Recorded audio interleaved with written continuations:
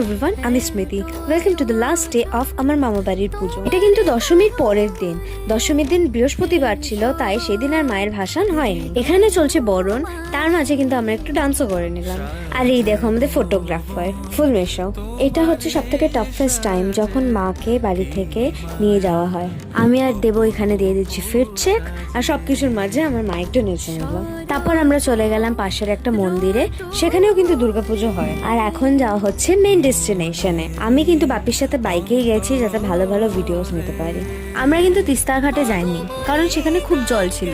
আমরা সামনেই একটা নর্মাল ঘাটে গেছি। ঘাটে যাওয়ার রাস্তাটায় কিন্তু অনেক ঢাল ছিল, তাই সবার অনেক কষ্ট হয়েছে মাকে নিচে নামাতে। পুজোর এই 5টা দিন যে কি করে এত তাড়াতাড়ি চলে যায় কোনো বছর বোঝাই যায় না। এবার একটা দিন এক্সট্রা ছিল, কারণ দশমীর দিন ভাসান হয়নি, তাও মনে হচ্ছে কম কম।